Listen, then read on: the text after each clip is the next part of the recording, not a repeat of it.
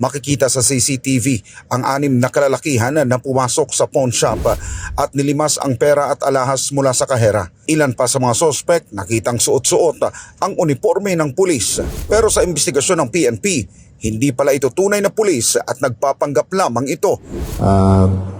Yung nakasuot po ng pulis, na-identify na rin natin, and he's just wearing our uniform and hindi talaga pulis. Nagbabala rin ang mga otoridad sa bigat na parusang kakaharapin ng iligal na paggamit ng mga uniforming ito. There are provisions of the law that bans the wearing of PNP and military uniform. It's a violation of Article 179 of the Revised Penal Code. Sa ngayon, patuloy ang pagkipag-ugnayan ng lokal na pamahalaan ng Coronadal City sa pulisya para sa mabilis naman na pagtukoy sa iba pang mga kasabuat ng mga sospek sa nasabing panluloob. Nananatili ring aktibo ang pabuyang ₱250,000 ng city government ng Coronadal sa makapagtuturo at makapagbibigay ng impormasyon upang madakip ang mga sospek sa nangyaring krimen.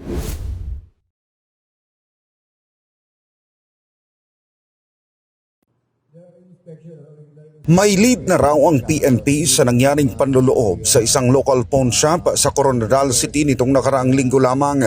Makikita sa CCTV ang 6 na kalalakihan na pumasok sa pawn shop at nilimas ang pera at alahas mula sa kahera. Ilan pa sa mga sospek nakitang suot-suot ang uniforme ng pulis. Pero sa investigasyon ng PNP, hindi pala ito tunay na pulis at nagpapanggap lamang ito. Ayon sa pulisya, natuntun na nila ang pagkakakilanlan ng mga sospek pero hindi na muna nila idinetalya ang mga impormasyon para hindi maunsyami ang kanilang ginagawa pang investigasyon. We have some leads, unfortunately. Hindi ko pwedeng sabihin ngayon that will help us in better pursue the leads para hindi naman maalarma. But we are doing our best para ma-solve, and also yung nakasuot po ng police, na-identify na rin natin, and he's just wearing our uniform and hindi talaga pulis.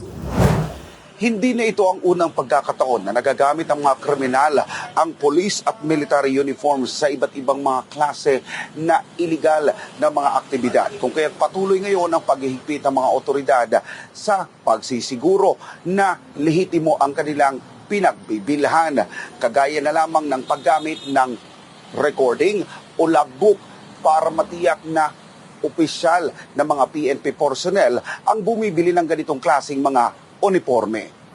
I already directed the DL to check those suppliers also who were given certificate of conformity dun sa mga sinasabi natin na mga uniforme.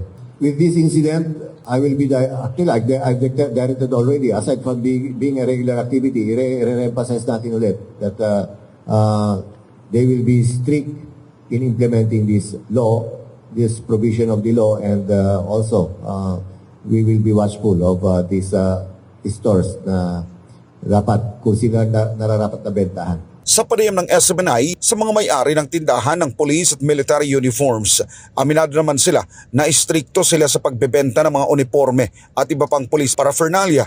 Yun nga lang nila, kadalas ay ikinalulugi nila ang pagbebenta ng mga bogus na tindahan kasama na sa online dahil sa maliban sa mura, wala pang masyadong requirements sa pagbili ng mga uniforming ito, ID at iba pang dokumento.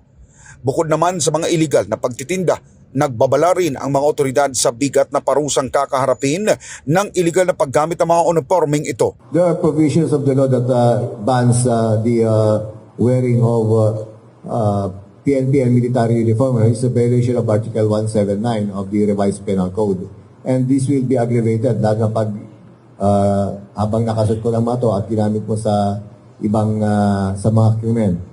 So with regards to the penalty, it's prison mayor, penalty of 6 years or more.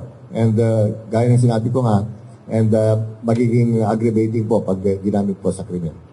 Sa ngayon, patuloy ang pagkipag-ugnayan ng lokal na pamahalaan ng Coronadal City sa pulisya para sa mabilis naman na pagtukoy sa iba pang mga kasabuat ng mga sospek sa nasabing panluloob. Nananatili ring aktibo ang pabuyang ₱250,000 ng city government ng Coronadal sa makapagtuturo at makapagbibigay ng impormasyon upang madakip ang mga sospek sa nangyaring krimen.